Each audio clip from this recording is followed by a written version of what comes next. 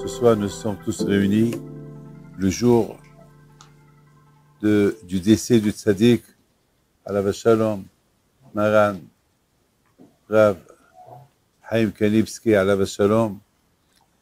J'ai entendu d'un Rav qu'il a dit que Akadosh Baruch Hu, il a donné la Torah à 600 000 personnes à Sinaï, étant donné que Rav Haim Kanivski, c'était l'équivalent des 600 000 personnes, donc il a été pris aujourd'hui avec un nombre de 600 000 personnes et plus. De la façon qu'Hachem a donné la Torah, il a encore repris la Torah.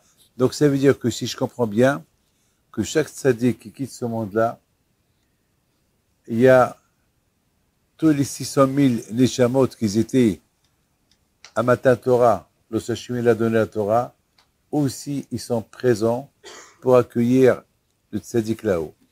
Vous savez qu'il y a une Gemara qui raconte que lorsque Rabban Yochanan ben Zakkai était vieux, il était malade, il avait 120 ans, et ils lui ont posé une question, Hachamim, parce qu'ils l'ont vu qu'il était en train de pleurer.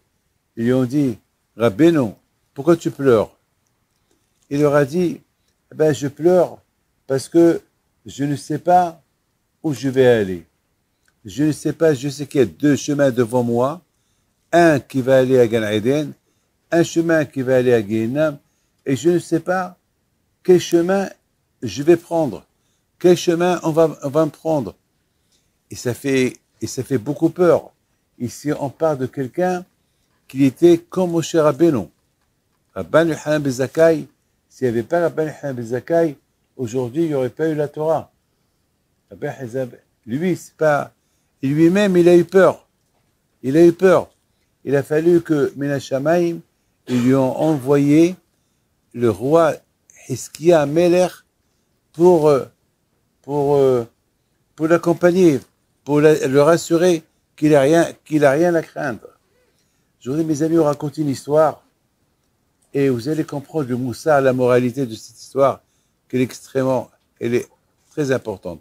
Grâce à Dieu, on a eu les écoutes cette année. Je suis parti le voir peut-être 3 fois, 4 fois. Baruch Hashem, et la dernière fois que j'ai été le voir, j'ai pris avec moi mes petits-enfants. Je leur ai dit, vous savez, tant qu'il est vivant, il faut en profiter. On ne sait pas. On ne sait pas est-ce qu'on va le revoir ou pas. Il faut aller le voir. Surtout voir un tzaddik, voir le sourire de ce tzaddik, voir que tout le temps il était avec un livre ouvert. Jamais, jamais, jamais, il était sans livre. Vous allez partir le voir le matin, il a un livre. Vous allez partir le voir l'après-midi, il y a un livre. Le soir, il a un livre. Mes amis, vous vous rendez compte, il n'a jamais mis un pyjama. Il ne sait pas c'est quoi le pyjama. Il ne sait pas c'est quoi un pyjama. Parce que, comme je me rappelle, Rabbi Hippie de mon grand-père aussi, on ne savait pas c'est quoi un pyjama. Même mon père, alav shalom, il avait toujours la djellaba. Djellaba, c'est... À la maison, il portait toujours la djellaba. Donc ça veut dire, Rabotai, c'est tzadikim, que pour eux, ces tzadikim-là, il n'y a pas de jour, il n'y a pas de nuit. Ils sont tout le temps au service d'Akadosh Baruch Hu. Il y avait une femme, et cette femme-là, elle avait un problème de rein. Donc les médecins lui ont dit qu'elle a besoin d'un rein. Donc cette femme-là, elle était dans la liste d'attente pour avoir un rein. Et un jour, ils l'ont appelée, ils lui ont dit, bon, il y a un rein pour toi. Bon, et là, bien sûr, ils lui ont fait l'opération, elle a eu son rein, et quelques temps plus tard, vous savez que aujourd'hui, il y a des gens qui sont des donateurs, qui font un don à un rein par électronique. Personne ne sait. C'est-à-dire, voilà, il donne un rein, il ne veut pas savoir qui prend le rein. Que ce soit un juif, un non-juif, voilà, il donne un rein. Bon, ce rein-là, il a été donné à une femme. Bon, cette femme-là, elle savait de chez qui elle a reçu le rein. Elle a entendu un jour que ce monsieur, il est mort. Donc, elle est partie à la maison pour présenter les condoléances à sa femme. Elle rentre, elle pleure. comme tout le monde. Et la almana, la veuve, il lui dit, mais qui êtes-vous? Qui êtes-vous? On vous a jamais vu. Elle dit, moi, je vis avec le rein de votre mari. Votre mari m'a donné un rein. Ah, c'est vous, c'est moi. Et elle a commencé à parler. Baruch Hashem, j'étais entre la vie et la mort, et c'est ce rein-là qui m'a sauvé la vie. Bon, l'histoire se termine. Alors, la veuve lui dit, ben, je suis content que mon mari, il a donné un rein à une femme, Baruch Hashem, il a sauvé la vie d'une femme. Elle dit, mais j'ai un problème. Écoutez bien. Elle dit, quel problème vous avez? Le problème que j'ai, c'est que le Shabbat, j'ai mal dans tout mon corps. J'ai mal dans tout mon corps. Toute la semaine, je suis bien, et le Shabbat, j'ai mal de tout mon corps. Et la femme lui dit, dis-moi, madame, tu respectes Shabbat? Elle lui dit non. Eh bien, justement, peut-être c'est à cause de ça. Parce que mon mari, il respectait bien Shabbat. Tout le temps respecté Shabbat. Alors, son rein, c'est un rein qui respecte Shabbat. Le fait que toi, tu respectes pas Shabbat, peut-être c'est ça la cause. Commence à respecter Shabbat, tu vas voir. Et cette femme-là, elle a fait une grande teshuva, elle habite à Beth Shemesh, elle a dit, elle a pris sur elle de respecter Shabbat, et à partir de là, tout va bien. Pourquoi je raconte cette histoire? Ben, j'ai pris l'idée de l'histoire à ce qui me semble le Hémet. Tous ceux qui ont eu un contact avec le Gadol Hador, parce qu'il faut être logique, il faut être réaliste. Il y a des rabbins, il y a des Gdolim, Hashem Shalom. On n'est pas là pour dire il n'y a pas de rabbins. Il y a des rabbins. Mais du mention de rabbin qu'une fois par an, il finit le siyum de toute la Torah, ça n'existe pas. Ça veut dire, on finit le siyum du chasse une fois tous les 7 ans, mais finir pendant 1 an. Et vous savez quand est-ce qu'il a fini toute la Torah? Avant-hier. Cette semaine, il a fini cette semaine. Et en général, écoutez bien ce que je vous dis. En général, c'est à Pessah qui fait le siyum. C'est à Pessah qui fait le siyum de toute la Torah. Et là, il a fini il y a à peu près 3 jours. C'est de la folie. C'est-à-dire que quelque part, Mina Shamayim, ils l'ont averti, tu ne vas pas rester vivant jusqu'au jour que tu as l'habitude de faire le siyum. Mais il faut le faire de maintenant. Rabotai, ça n'existe pas quelqu'un qui fait tous les gloulim que j'ai écouté parler aujourd'hui. J'ai écouté. Tout ce que j'ai pu écouter, c'est que c'est impensable. Le Babli, le Shalmi, le Safra Sifri, Michilta, le Zohar, la Torah, un siyum de tout ça, une fois par an, ça n'existe pas. Ça n'existe pas. Donc c'est ça qui a fait de lui un Gadol Hador.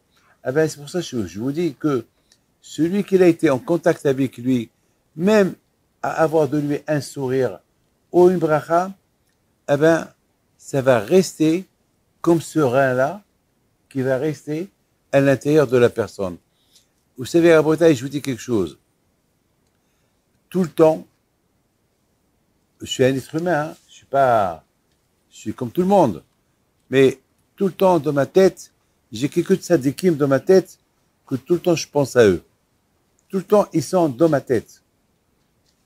Lorsque j'ai des épreuves, eh ben, et je peux vous dire une chose, que ces derniers temps, la première photo dans ma tête que j'ai, c'est Alav Hashem Chaim Kalibski. Après, j'ai mon grand-père. Après, j'ai d'autres tzadikim qui sont toujours là dans ma tête.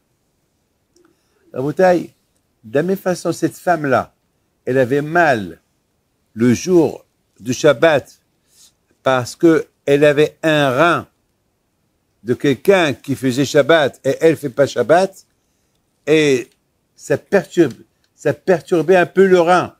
C'est un rein qu'elle avait l'habitude. Vous savez à quoi ça me rappelle?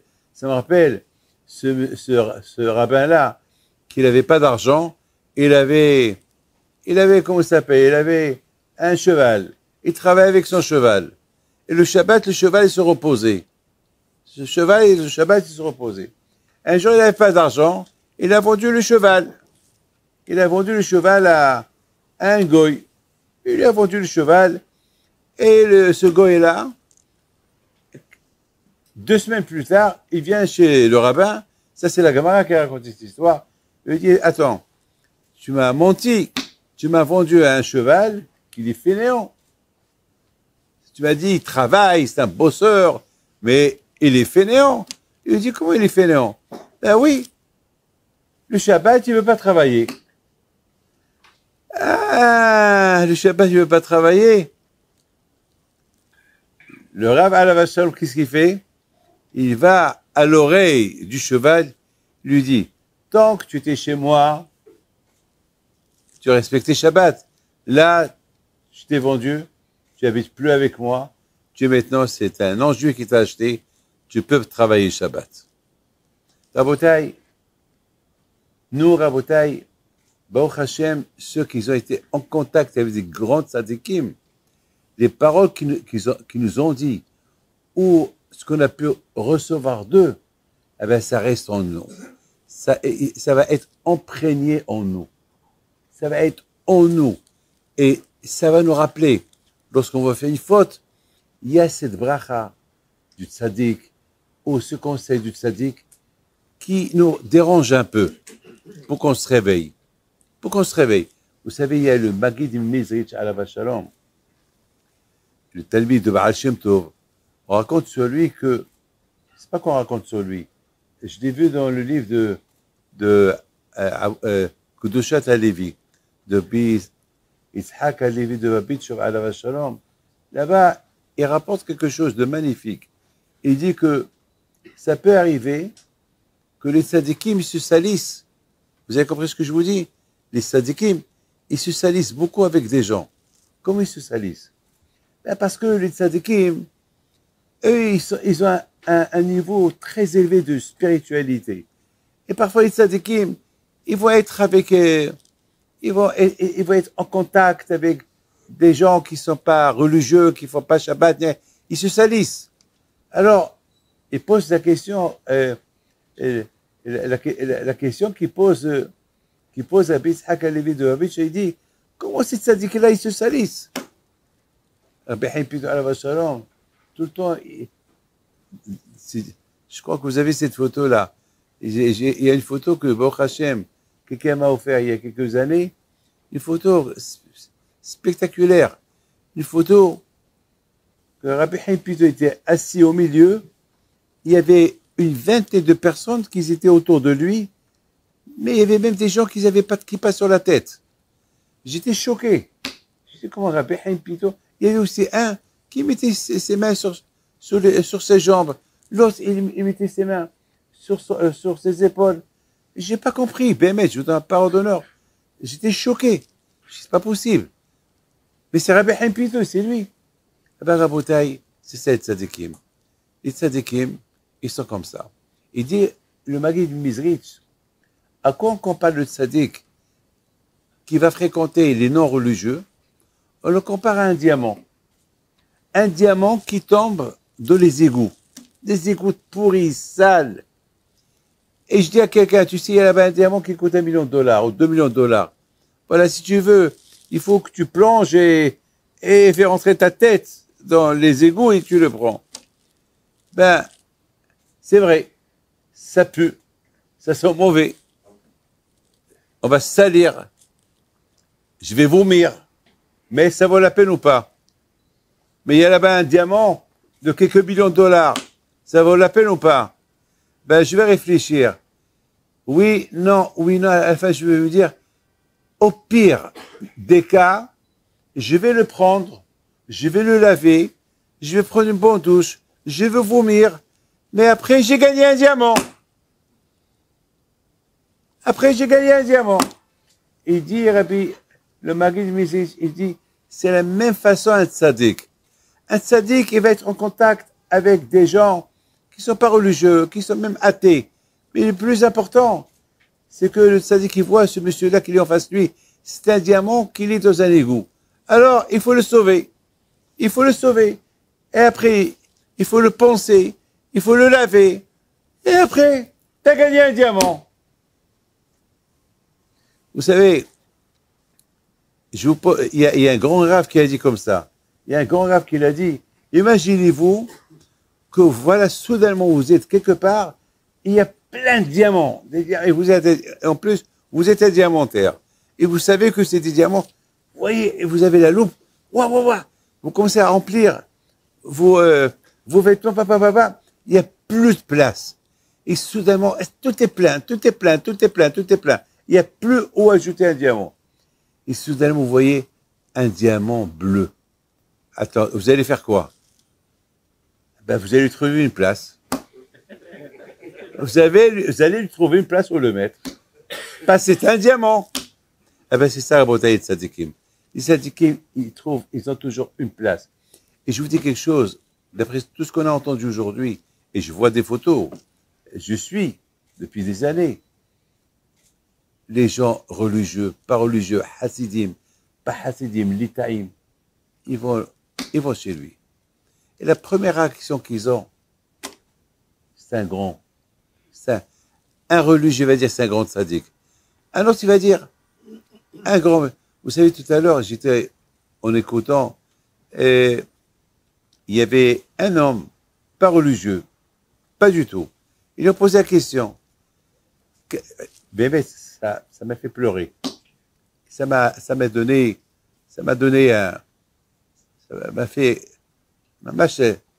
des frissons. Ils lui ont dit, mais vous n'êtes pas religieux, qu'est-ce que vous faites là? Elle a dit, au fait, j'étais en colère parce que je devais aller au travail, j'avais un rendez-vous important, ils ont fermé les routes et je me suis énervé et je pouvais faire ni marche arrière, ni avancer, j'étais coincé.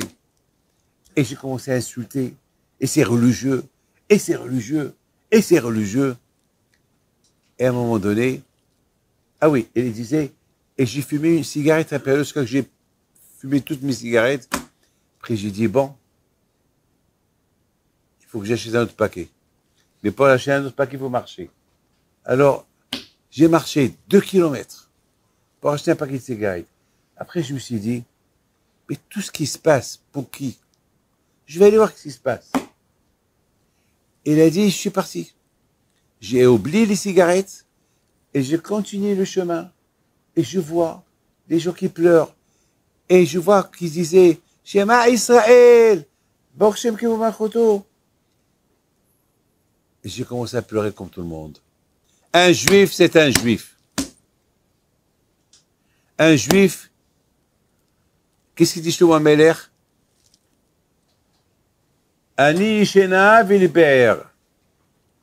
Il dit David Ameler, je dors. Mais mon cœur, il est réveillé. Lorsqu'on dort, on croit qu'on est mort. Mais on n'est pas mort.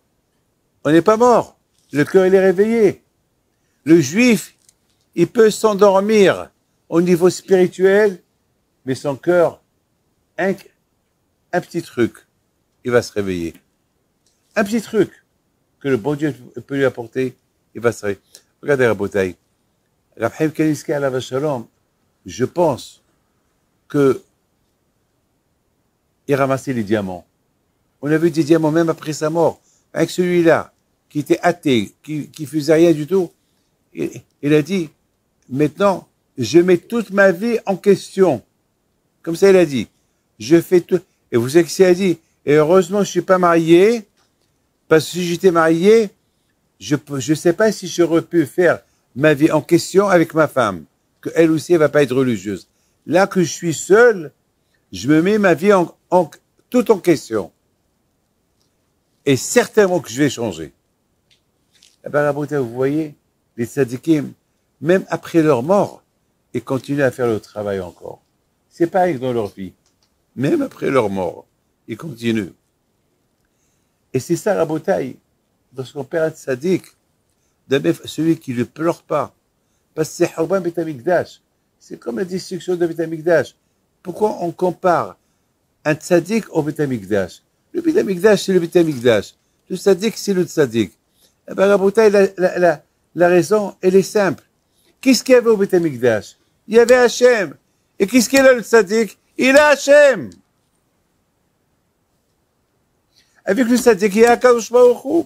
Donc, et en plus, le tzaddik, non seulement on le compare à un Beth Amikdash, mais on le compare à un Beth Amikdash vivant.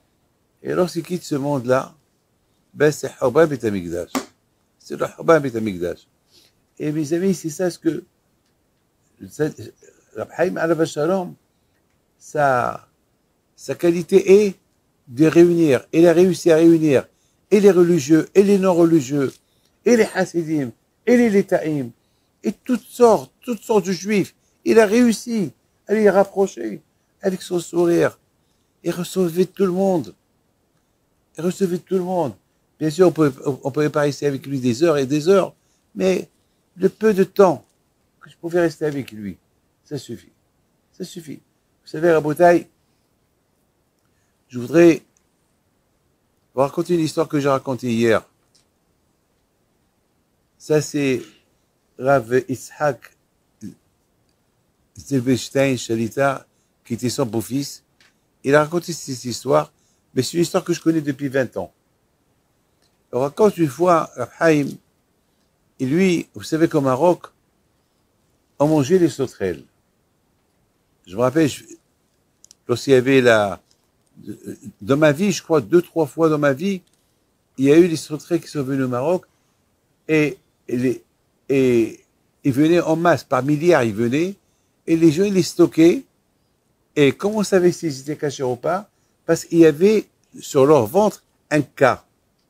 Mamash K, cacher, il y avait un K. Et ceux qui n'étaient pas cachers, il y avait un tête, tamé. C'est connu ça. Je me rappelle, je faisais à mon père des omelettes avec.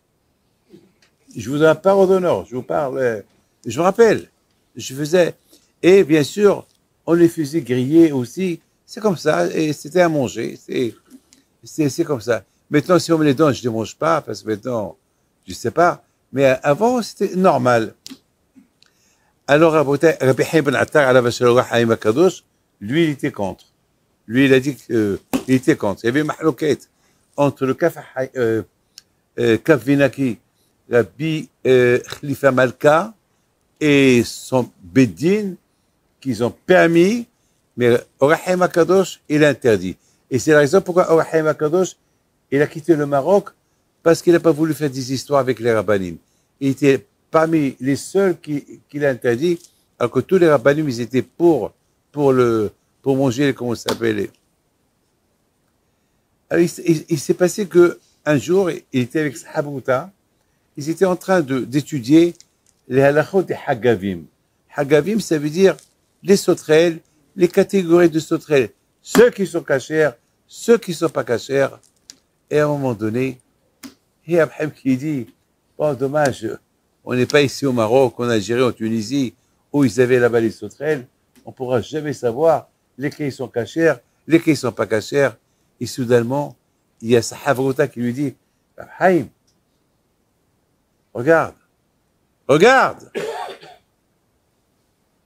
Sur la vitrine, il y avait des sauterelles. Ils se sont levés, ils l'ont attrapé, ils l'ont analysé, ils l'ont laissé sur la table, jusqu'à que ils ont bien examiné tout ce qu'ils voulaient savoir comme halachot. À un moment donné, Abraham, il prend la sauterelle, il la renvoie. Et voilà quelques heures plus tard, ils avaient une question. Et Abraham, il dit, dommage qu'on l'a jetée. Dommage qu'on l'a pas gardée.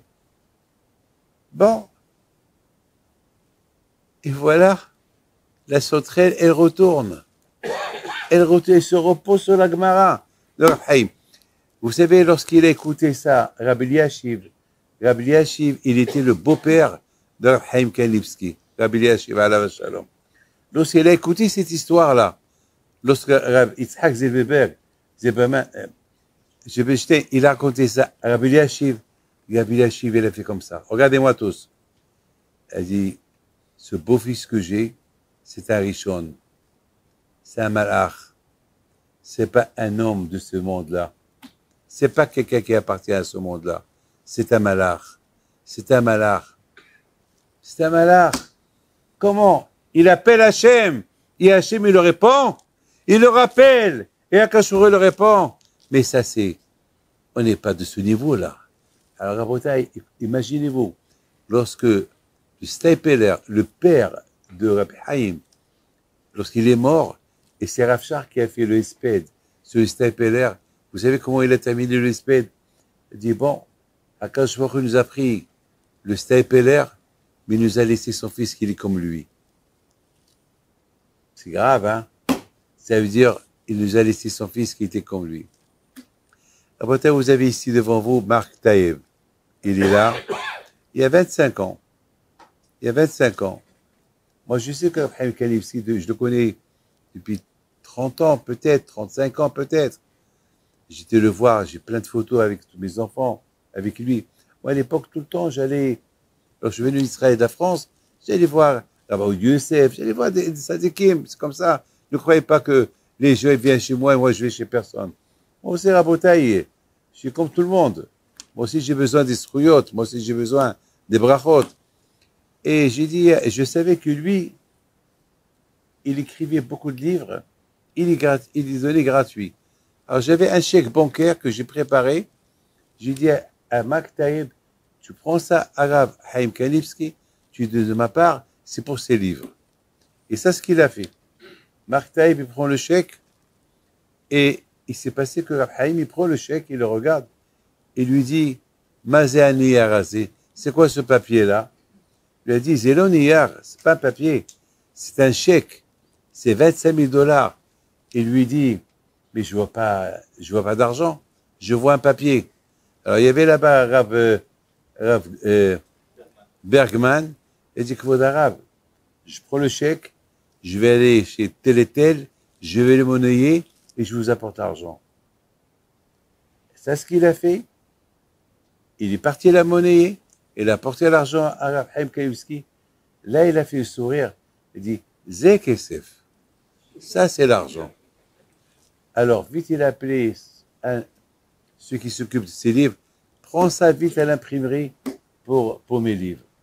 Rabotaï, est-ce que vous avez entendu quelqu'un qui ne connaît pas c'est quoi un chèque? Est-ce que vous avez entendu parler de quelqu'un?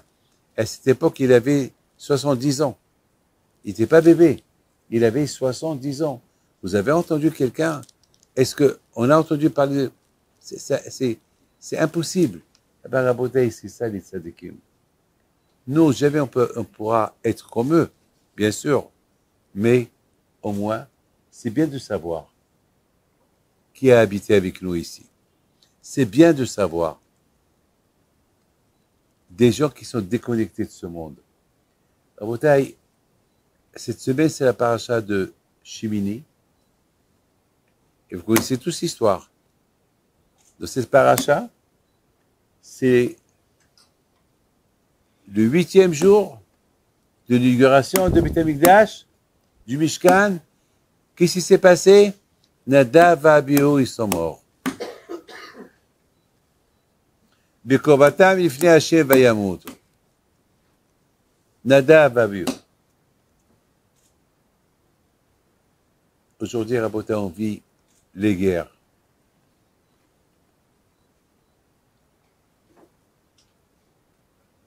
Cette guerre, on ne sait pas où elle va nous emmener. Enfin, nous, on est loin de la guerre. On est loin de l'Ukraine. On est très loin. Mais c'est la première fois que les Russes, ils utilisent des fusées supersoniques. C'est grave. Ça veut dire que, vous savez c'est quoi une fusée supersonique? C'est une fusée qui fait 20 fois à 30 fois plus rapide que n'importe quel missile. C'est-à-dire, il est indétectable, on ne peut pas la détecter. Vous savez c'est quoi ça? Avec des ogives nucléaires, c'est fini. On vit ce qui s'est passé à Haïm Kanivski, ça s'est passé au moment que toi, Abissa, était heureux. À Yerushalayim, c'était le Mishti de Purim. Pour nous, ici, c'était Shushan Purim. Et la veille de Shabbat. Hachem nous a gâché notre journée. Il nous a gâché notre fête. C'est la plus belle fête de toutes les fêtes. C'est la fête qui est aussi importante que Kippour, que Hachem nous pardonne nos fautes à Purim. Elle est aussi plus importante que Shavuot, Matan Torah. Parce qu'à Purim, c'est comme si on a reçu la Torah. Et à Purim, Hachem nous pardonne. Kippour, Kippourim. On compare Kippour à Purim. Et Purim, c'est le jour que Hachem nous pardonne à toutes les fautes qu'on a faites. Purim, c'est plus important que Shavuot et plus important que Matan Torah, que Shavuot et que Kippour. Et à ce jour-là, que tous, on est en train de se réjouir, on est dans la Teshuvah, une Teshuvah be'ahava, une Teshuvah avec amour, une Teshuvah heureux, la Yehudi va être aura visimha, visason vikar, on a fait tzedaka, on a fait ma'asim tovim. Et ce jour-là, Akadosh Baruch Hu nous a pris un tzaddik. Ne croyez pas que c'est, il y a un message, un messer.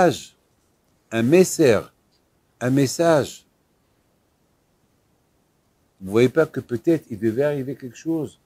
Eh bien, Akadosh Baruch Hu, il a fait, tiens, je prends le meilleur des meilleurs. Je prends la crème des crèmes. Je prends le tzaddik pour annuler ce que nous, on ne sait pas encore. Mais on sait une chose, on sait qu'il y a une guerre, on sait qu'on parle de la Troisième Guerre mondiale, on sait qu'on parle du nucléaire, chose qu'on parlait jamais de cela. On sait qu'on vient de traverser 2 ans de corona, le corona n'est pas encore fini. Et il y a ce tzaddik au milieu, il vient, il quitte ce monde. Vous ne pensez pas qu'il y a quelque chose de louche, il y a quelque chose qui se prépare que nous, on ne connaît pas, et que Akadosh Baruch Hu n'a pas le choix, c'est de prendre le meilleur pour éteindre un peu les kétogènes, pour éteindre un peu les mauvaises choses, les mauvais degrés qu'il y a, qu'on ne peut pas savoir. Rabotai, je veux que chacun y me donne ses oreilles. Écoutez bien ce que je veux vous dire.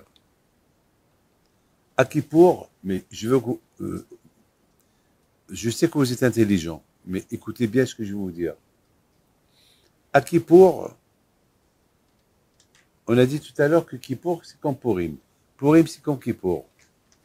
Retenez chaque phrase, chaque mot que je vous dis. À Kippour, on lit la paracha de Nadav et Abihu. On lit la paracha de Nadav et Abihu. La mort de Nadav et Abihu. On la lit quand? On la lit à Kippour. On dit que Purim, c'est comme Kippour. Et quand Maran Rav Chaim Kanievski a été enterré, est décédé à Purim, qui Kippour, est enterré la paracha de Nadav et Abihu. Vous voyez pas, c'est bizarre. La paracha de Nadav et Abihu, on l'a lit à Kippour. Kippour, c'est Purim. Et on l'a enterré aujourd'hui. Et aujourd'hui, on lit la paracha de la mort de Nadav et Abihu qu'on lit à Kippour. Et qu'est-ce qu'on dit? La mort des tzadikim, elle fait pardonner. Donc ça veut dire qu'il y avait un grand xéra. Pour qu'il arrive ce qui est arrivé, c'est qu'on est au-delà de ce qu'on pouvait imaginer. Très, très, très grand xéra. Et Hachem, il a fait que ce tzaddik, il nous quitte. Vous êtes en train d'écouter aujourd'hui les Iraniens qu'ils sortent chaque jour avec des hackers. Voilà, on a pris des photocopies du téléphone du Mossad. Ça veut dire qu'ils savent ce que les gens du Mossad, ils ont sur leur téléphone. Ça veut dire, Rabotai, ils savent tout ce qu'on fait. Ça veut dire, Rabotai, ils peuvent même, Hachem Yishmor, Miyodea, qui sait comment ils peuvent paralyser le système informatique, le système de sécurité israélien, et nous, on pouvait être dans Hachem Ishmor, on ne sait pas où. Mais Baruch Hashem, grâce à Dieu. Akadosh Baruch Hu est né le Yano Velishan Shomé Israël. Akadosh Baruch Hu ne dort pas. Akadosh Baruch Hu il est réveillé. Akadosh Baruch Hu ne dort pas. Il est réveillé. Et bien sûr, Rabotai, Hachem, merci à Hachem. Qu'entre-temps que eux, ils ont dit ce qu'ils ont dit, bien sûr, certainement Israël, il a dû changer ses codes. On dirait un avertissement. Mais Rabotai, si vous, les Iraniens, vous connaissez trop de choses sur nous, pourquoi vous n'avez rien fait? C'est pas parce qu'ils n'ont pas voulu le faire, ils voulaient faire. Et c'est Hachem qui les arrête. Vous savez qu'Israël, elle est couverte avec des milliers de missiles. Si tout le monde les jette, il n'y aura plus d'Israël. Il ne peut pas le faire. Parce que pour le faire, il y a un patron qui s'appelle Hachem. Ce n'est pas Ayatollah, il y a Hachem. Et c'est Hachem qui décide. S'il y aura, il n'y aura pas. C'est Akadosh Baruch Hu qui décide. Je voudrais terminer avec quelque chose de beau. Vous savez c'est quoi un tsunami? Un tsunami, c'est lorsqu'il y a un tremblement de terre qui se passe dans la mer et une vague qui arrive. On ne peut pas savoir si elle arrive ou elle n'arrive pas. Aujourd'hui, on est en train de vivre tout le monde des tremblements de terre économiques, militaires, sécurité. Maman, j'ai tremblement de terre. On est en train de voir la Gemara ce qu'il dit. Avant que Mashiach va venir, il y aura la famine. On parle de la famine. La Gemara dit, avant que Mashiach va venir, l'argent n'aura plus de valeur. Aujourd'hui, mes amis, l'argent, Bémet, il n'a plus de valeur. Il n'a pas la valeur qu'il avait avant. Les Chachamim me disent, avant que Mashiach va venir, les enfants ils vont se révolter contre leur père et ils vont même arriver à frapper leur père. C'est ce qu'on entend aujourd'hui. On entend des choses pareilles. On est en train de vivre des niveaux hauts, des prophéties de Chachamim avant la venue de Mashiach. Mais ce Mashiach-là, il n'est pas encore venu. Vous savez pourquoi il n'est pas encore venu? Ben parce que Mashiach, il ne veut pas venir pour une seule raison. Il veut nous faire la surprise. C'est tout. Il veut nous faire ça. Il veut nous faire la surprise. Vous savez, c'est comme quelqu'un, lorsqu'il fait, aujourd'hui, ça devient à la mode aujourd'hui, une surprise partie. Des anniversaires, surprises. Moi aussi, on l'a fait lorsque j'avais 50 ans. C'est pas mal. C'est pas mal. Et voilà, aujourd'hui, c'est toujours des surprises. Et bien, quand je vois au coup, il veut nous faire la bonne surprise. Mais nous, il faut qu'on se prépare. Cette bonne surprise-là, elle ne peut venir. C'est comme un tsunami. Il vient comme ça. Et quand lorsque quelqu'un marche, il trouve un diamant. Il le trouve. Il ne savait pas qu'il y avait un diamant, il l'a trouvé. Par Rabotai, Mashiach, c'est une surprise. Mais comme qu'il dit Rabhaim Vologine, il dit, une fois il rentre chez sa femme, il dit Rabbanit, tu crois au Mashiach? Il dit, Chaim, Rabchoim, comment tu me poses cette question? Il lui dit, mais tu sais comment il va venir? Alors sa femme, elle le regarde, ben, il va venir. Mais il lui dit, mais tu sais comment il va venir? Il dit, non, il va venir. Non, mais est-ce que tu sais comment il va venir? Il lui dit, ah ben, alors, et lui, maintenant, il dit à sa femme, tu sais comment il va venir? Un jour, je vais venir de la yeshiva, et tu es en train de faire le gefilte fish, ou tu es en train de me faire marak off, une soupe, et je vais te dire, Rabbanit, Mashiach est arrivé. Ça va être comme ça. Ça va être comme ça. Ça va être comme ça. Et Rabotai, il ne faut pas rater le coup. Mashiach, il faut qu'on ait l'espoir en lui. Il faut qu'on ait l'aïmouna en Mashiach. Il faut avoir l'aïmouna. Parce que tout ce qui s'est passé aujourd'hui, Bémet, hein, cette belle journée d'aujourd'hui, c'est pas que voilà, lui, le tzaddik, il est parti, il est heureux, il a rencontré maintenant son père, le Stapler, il a rencontré son oncle, le Hazon Ish, il a rencontré son beau-père, le Rabbi Eliashiv, et toutes ses descendants, tous ces tzaddikim, et Rabbi Steinman, il va rencontrer tous ces tzaddikim, lui, il est content, il est heureux, il va voir toutes les choses qu'il a fait dans sa vie, il va voir, il est heureux, il est content. Lui, il est parti bien, eux, ils sont partis, ils sont bien, mais nous, il nous a laissé comme ça, peinés. Mais vous savez, Rabodaï, il y a un seul moyen pour ne pas être peiné, c'est de s'attacher à ce qu'il faisait. C'est tout. Être comme lui, c'est un rêve. Même dans le rêve, vous n'allez pas voir ce rêve-là. Ce sera pour vous un cauchemar, peut-être, de vous voir avec un livre toute la journée. Ça va être un cauchemar pour vous. Hein? Mais au moins, faire n'importe quoi. Quelque chose qui le ressemble. Quelque chose qui faisait. Quelque chose. Est-ce que vous savez, combien c'est choquant de le voir allongé par terre. J'arrive pas encore à imaginer. Maintenant, jusqu'à maintenant, je l'imagine encore assis, j'étais en train de parler avec lui. Assis. Vous savez, Rabotaï, grâce à Dieu, merci à Hachem, j'ai fait quelque chose que je lui ai donné le sourire. Il était heureux et content.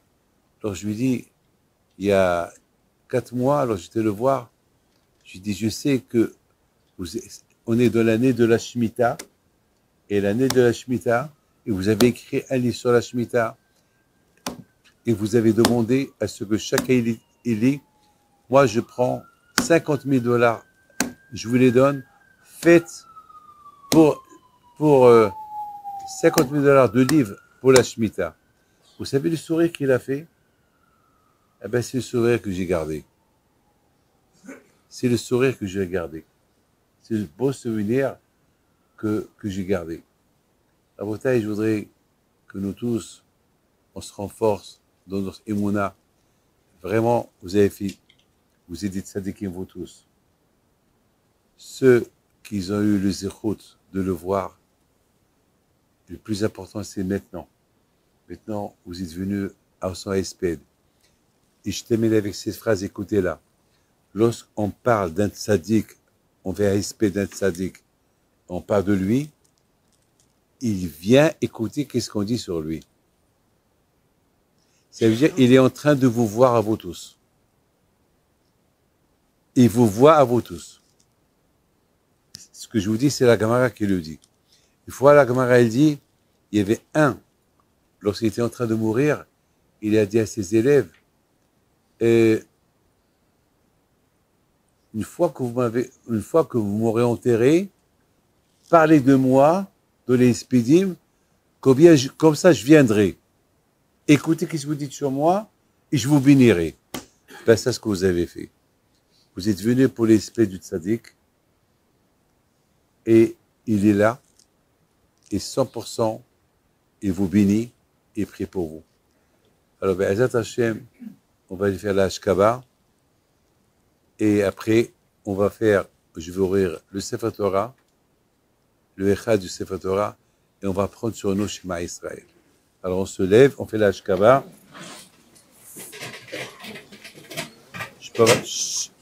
On ne parle pas, on se tait. Je peux avoir un livre, s'il vous plaît, la Hashkaba.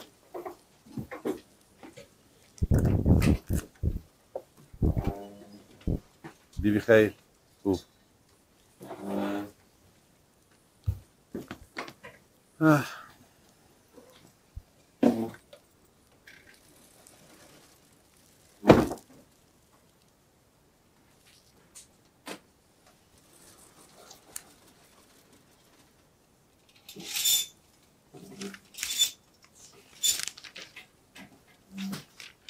Il n'y a pas ici la Hashkaba.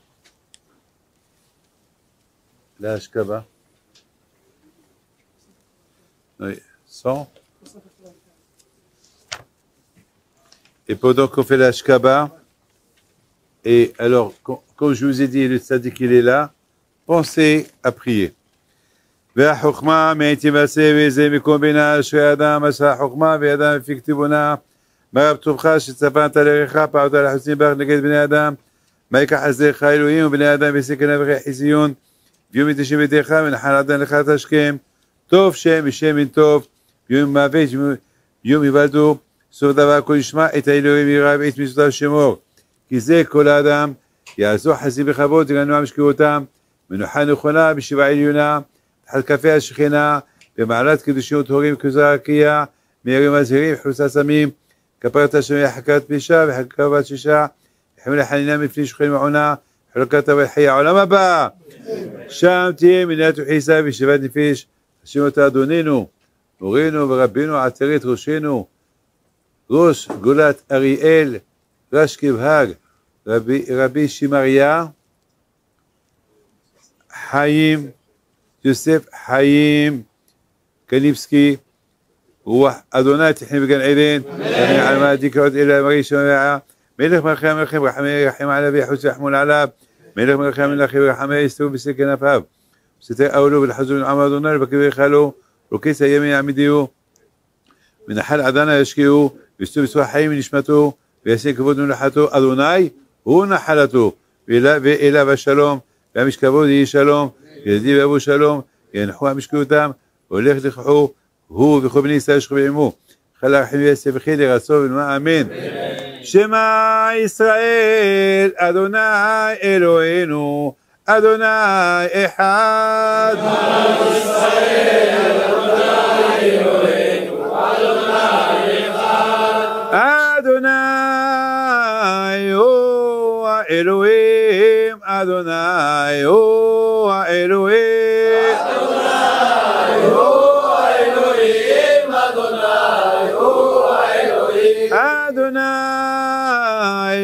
הוא האלוהים אדוני הוא האלוהים אדוני הוא האלוהים אדוני הוא האלוהים אדוני מלך אדוני מלך אדוני ימלוך לעולם ועד אדוני מלך אדוני מלך אדוני ימלוך לעולם ועד אדוני מלך אדוני מלך אדוני ימלוך לעולם ועד אדוני מלך אדוני מלך אדוני ימלוך לעולם ועד אנא אדוני יושיענה אנא אדוני יושיענה אנא אדוני יצליחנה בישיבך אבותינו אברהם יצחק יעקב משה ואהרון דוד ישוע את כל הקהל הקדוש הזה גדולים וקטנים הם ובניהם שיהיו תלמידים וכל שנים הקהל יאמן יברך אתכון ויזכה אתכון ויבקש אתכון תקום כוסרתם ועבודת אדוני בשעתכם יגן בעדכם ותקווה שלמו עליכם דה ביניכם אהבה מחווה שלום ורעות אינם ביניכם ודע את צרותיכם ותשבו רפואה שלמה שוב פרנסה טובה ותבכה בתורה ובעד שמיים ובזכות הצדיק רבי חיים קניבסקי תגן בעדכם ויתן לכם הקדוש ברוך הוא שלום בית ויתן לכם הקדוש ברוך הוא את כל משרת לבכם בטובה וכן יהי רצון ונאמר Merci que le projet on va faire arbitre